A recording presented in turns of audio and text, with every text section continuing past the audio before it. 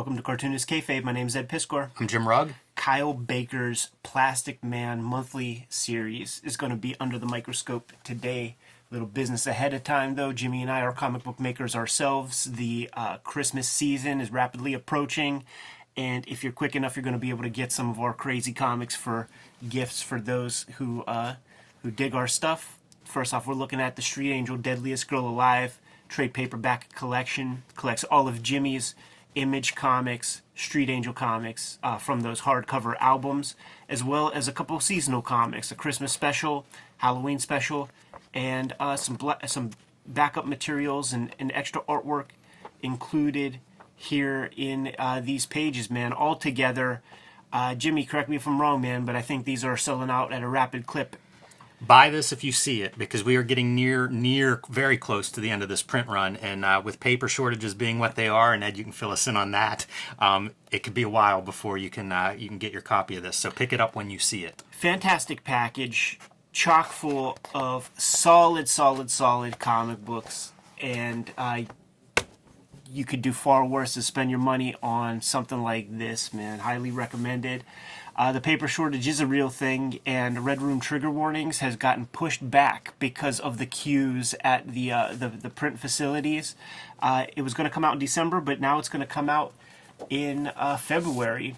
And there was a ransomware attack at Diamond that prevented a lot of orders from coming in. So I do think that this is going to be a scarce comic, and it's going to go quick. I wanted to sell out on day one. These are the variant incentive covers that go along with that. There goes the Homegirl Peach.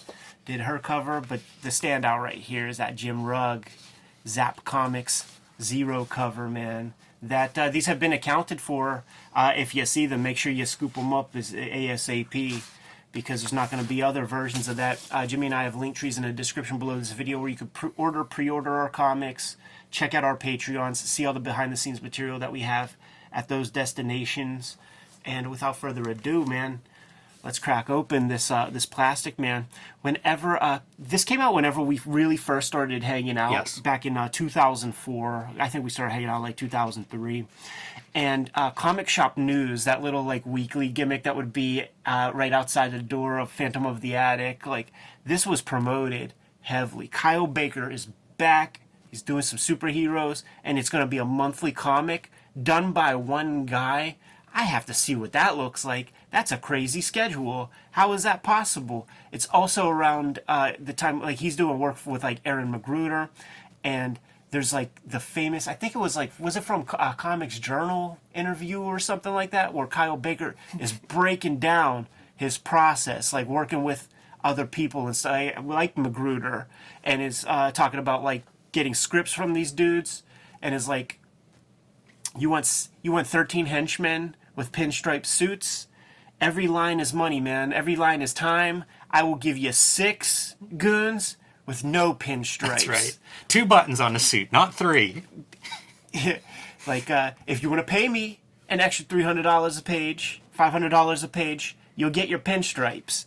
And with that kind of economy, one has to have that kind of mindset like that to be able to do a monthly comic. You have to know what the important bits are in your storytelling in order to meet this kind of schedule. And I think this first issue has more than your standard amount of pages. Yeah, it's oversized. Baker's such a fascinating cartoonist because I think he worked with Howard Chaykin early in his career, and Chaykin, another guy who's smart about like economy of putting this stuff together, and especially if you're doing it all yourself, like you really can't fool around, you don't get a second draft, all this stuff. But if you look at Baker's credits, like there are books that he inked, there are books that he just penciled, there are books that he penciled and inked and colored in some cases. Like it's a guy who was doing a lot more in comics than your typical comic book artist did throughout his career. And we've shown some of like stacks of his work where it's like Dick Tracy movie adaptation that's fantastic, but really like he's got this whole range of, you pull out his catalog, you'll be shocked by not only the volume of material that he's made, but also the range from very comical, cartoony kind of stuff to straight ahead superhero, looks like a monthly superhero book. So interesting cartoonist. Won't be the last time we look at his work, but this is fascinating because it's all digital. Yes. And at a time whenever comics weren't really going this digital yet, and especially like a DC monthly superhero comic, books did not look like this at the time.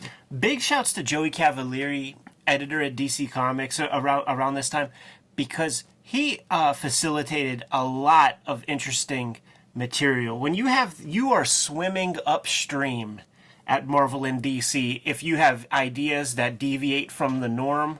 And Cavalieri was able to see a couple of really cool projects through. He brought like Pete Bagg on the scene, was the editor on comics like Sweatshop. Might have did that like Oh Yeah comic that Bagg and Gilbert Hernandez did. But when you say Hernandez, then I start thinking Shelley Bond. So I have to look at the credits there. Did Cavalieri do the Bizarro? He did, comic? which was like a bunch of the alternative guys you'd see at SPX or something in the early 2000s, probably SVA graduates, but brought on all of these guys that were not doing Marvel DC comics at all, and gave them the platform to use some DC characters, and did a couple of volumes of Bizarro comics. He did what he could, man. Like, he even wanted to get that Dan Clowes cover, like with the Mort Weisinger era, like Bizarro kind of cover, but you know, you could imagine that the editorial at hand were like, how about we get one of those weird, Simpsons jobber guys to draw something that has the Matt Groening stamp on it? That might sell a little bit better. But I also heard Joey Cavalieri's name come up in the Scott McCloud shoot interview whenever Scott McCloud was like an intern working there at DC, taking his lunch breaks to go run over to a Japanese bookstore, checking out manga, and it turns out that Joey Cavalieri's there too. Like, did you know about this stuff too? No, I didn't know about this. Holy fuck, this is what comics can be?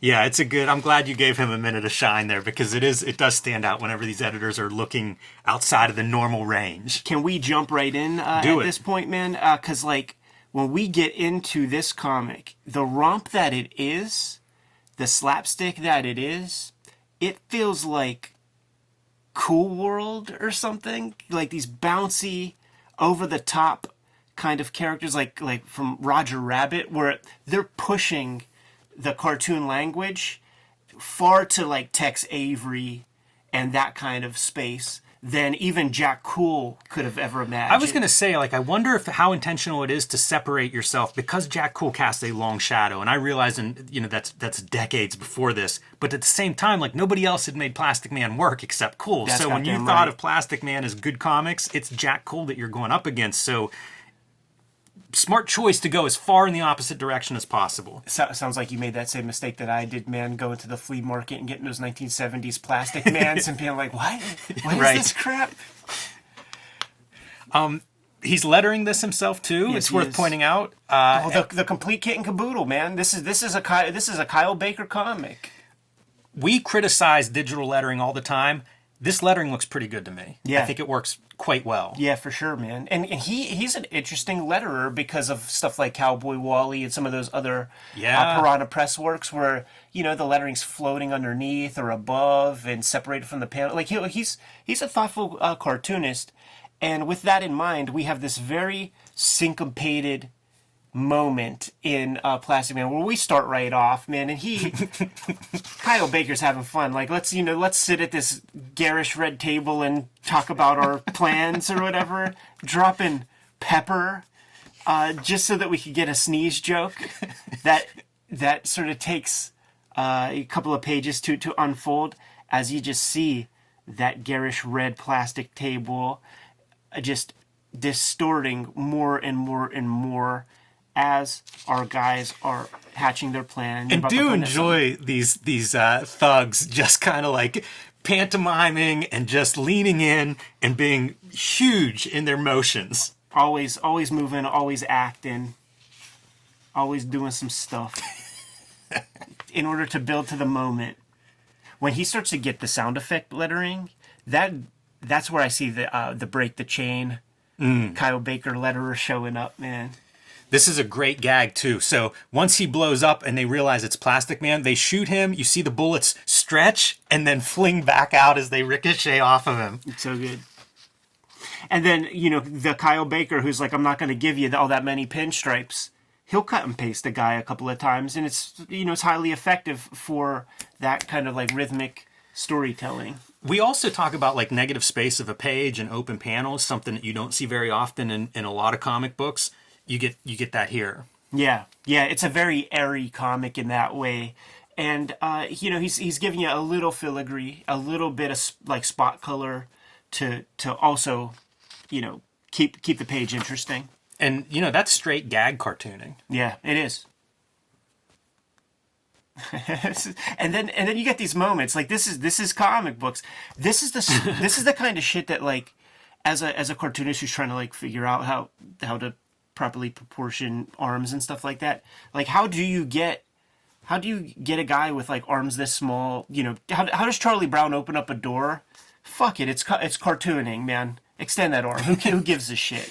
It's so funny. It's so funny to fit this kind of stuff in. It is. It brings back to, like, we did the Golden Helmet, and there's just one off panel where Donald just bounces his head into a wall for no, like, it's just boing.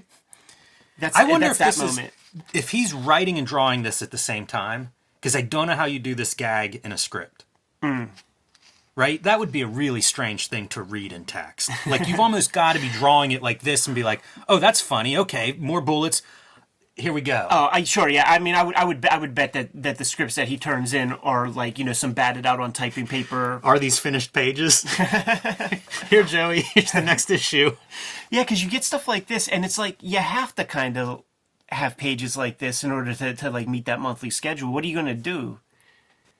But it's fun to look at. It's very fun. Making himself into like that crossbow kind of thing. It's also the, like 1-2. It's just these gags. It's set up and punchline and payoff, same page, same sequence. And it has, like, if you have a character like Plastic Man, you better exhaust yourself of every idea you can imagine when it comes to, stretching the figure. I like the flat color that's used on a lot of these things too. Plastic Man, that's all flat color. Yeah. Very much in line with like a cell animation approach. And with the cell animation approach, you would see often on a lot of stuff where the holding lines would be a darker version of the color that is contained within. So there would be like a sepia for Caucasian skin, and then you would have like the peach color underneath, and he's using that approach here. Also, it does stand out, though, in weird ways, like when you have, like, the wood or whatever, because this looks like more of a focal point, which makes total sense in a situation like this, where it's like, yeah, we want to sell you on, we want you to notice this wood. So if memory serves, there was a Plastic Man animated series in the works by like Spumco, I think, around this time. I wonder if that's what triggered the publication of this comic. I don't know anything about any of that, but Spumco came to mind when I saw a lot of this imagery. That's what I was thinking, because this does feel like a departure for Kyle Baker when you look at his body of work before this. Mm-hmm. And it feels like, if that wood isn't quite right, like maybe he's learning some of this stuff on the fly too, like figuring out like what the language is for all of the things he's doing in here, and inspired by a potential tie-in to a cartoon that I don't think it was ever picked up. I think there's a pilot that you can watch, but like, doesn't that look Spumco-ish? Totally, yeah, totally. I mean, I've thought about it several times. Like anytime Plastic Man really gets distorted, it kind of feels like it. Or we see like even this character is what's his sidekick's name? Like Woozy Winks. Even he looks like a Spumco character at times. Yeah. I always liked in old comics, like, they weren't shy about having, like, bum jokes and stuff. You know what's hilarious? One of the worst plays in NFL history is a Jets quarterback running into his own lineman and fumbling. It's this. This is the exact sequence. You're right.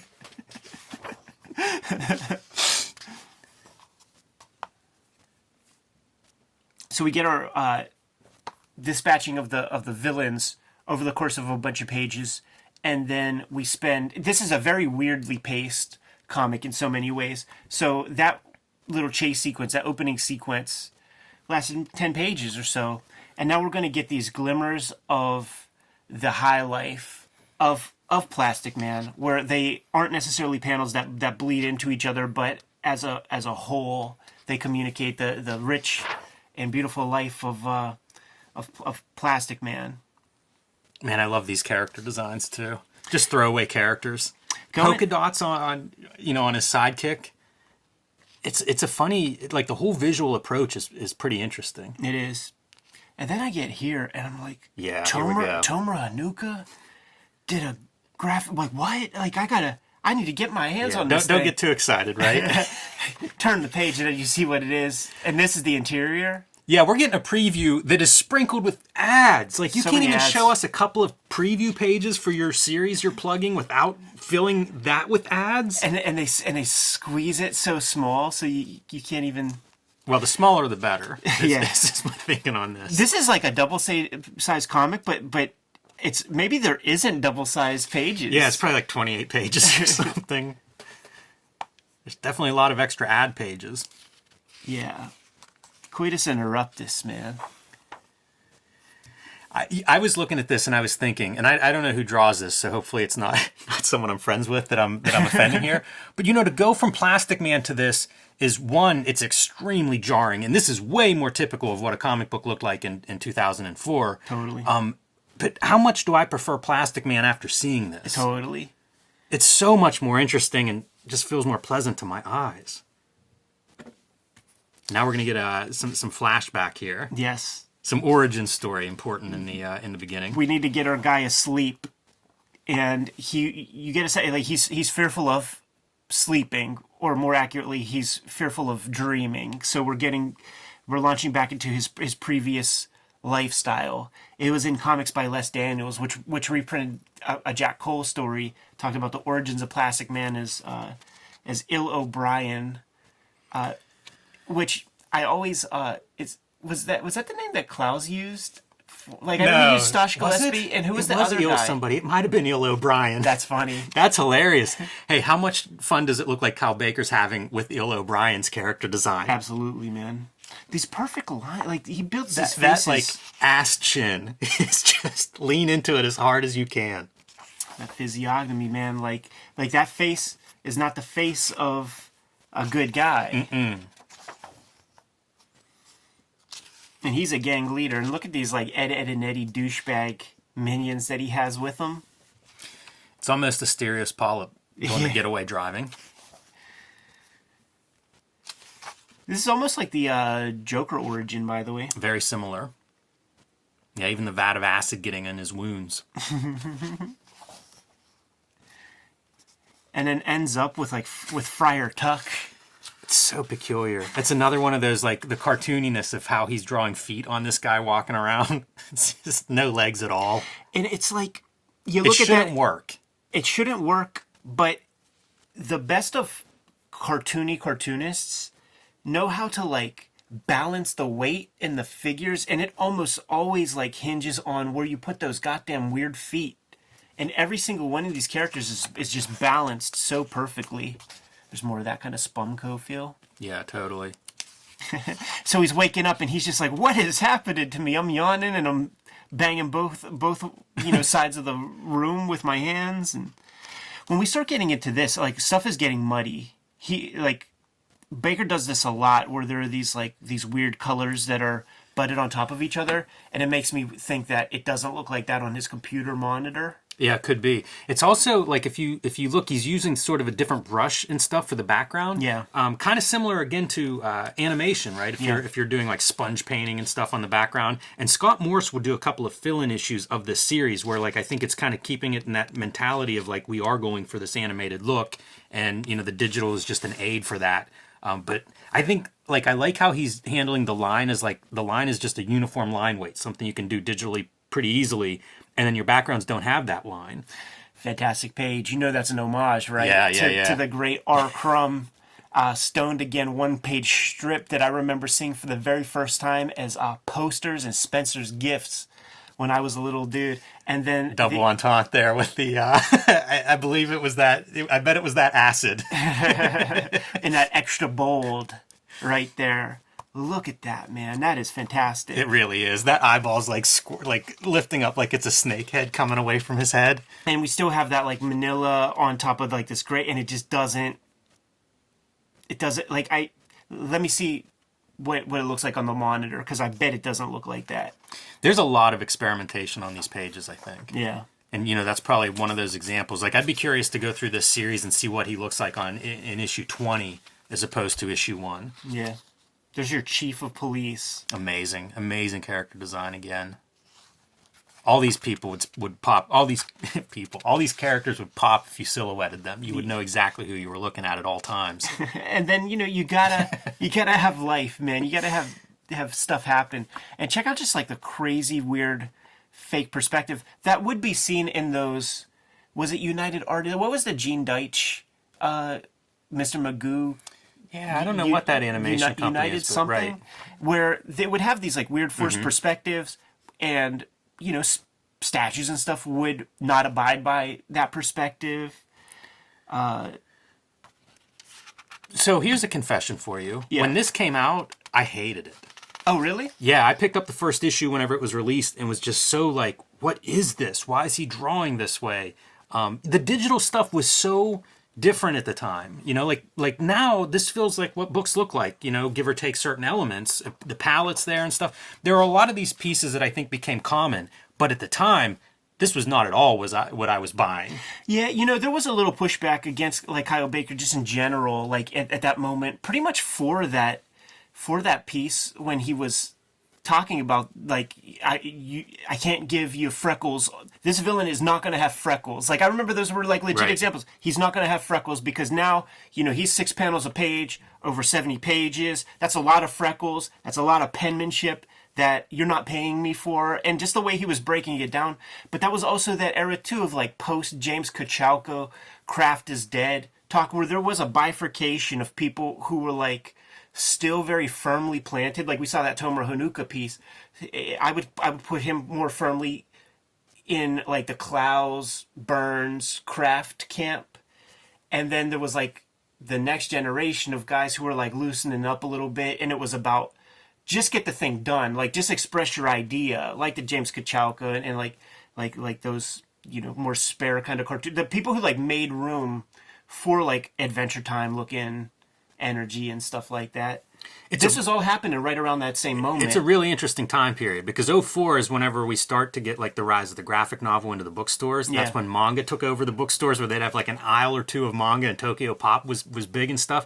It was a real strange time. Webcomics had popped up at that point, where like there were platforms that were webcomic specific and had some followings and stuff. So you had like, instead of just alternative and mainstream, and by mainstream I mean superhero comics, owned by the company, you had like maybe 5 or 6 different camps were all on the scene at this point. Yeah. It might be interesting to look at that Kyle Baker interview as a future Comics Journal interview to check through, because there's some, that's some conversation that isn't typical in those interviews. Was it a Comics Journal interview? I think it was. Where was it? Where was it? Because I mean, yeah, of course we should unpack that. It was a profound conversation that was something that we talked about at comic conventions all the time. Yeah, and which is rare now. Like there just isn't like the singular interview that shows up and like everybody's read it and now we can talk about it. Like that was right at the end of where like it's the Comics Journal. We all read it. Or what the last one might have been?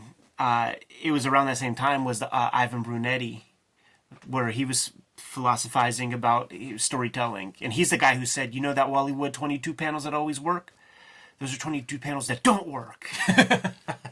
That's how you do it. That's how you make waves. Oh, man. Imagine if Twitter was around with that. What do you mean it doesn't work? Blah, blah, blah, blah, blah. I feel like Haw would have been a bigger problem for Ivan Brunetti with Twitter than Wally Wood. And by problem, you mean he's going to make a lot of money, man, by exploiting people's bitch-ass emotions. Another book that maybe we'll look at one day. Let's get out of here, man. Kayfabers, like, follow, subscribe to the YouTube channel. Hit the bell. We'll notify you when new vids are available. Jimmy Wood is out there. Join me on patreon.com/JimRugg, where you can download a bunch of my out-of-print zines and mini comics. You can see a lot of my original art, scripts, layouts, how I make the comics I make at patreon.com/JimRugg. Red Room, the Antisocial Network, trade paperback in stores today, man, but it is going quick, man. So if you see it, scoop it up right away. Trigger warnings, Red Room, issue number 1, going to be coming out in February instead of December because of that paper shortage.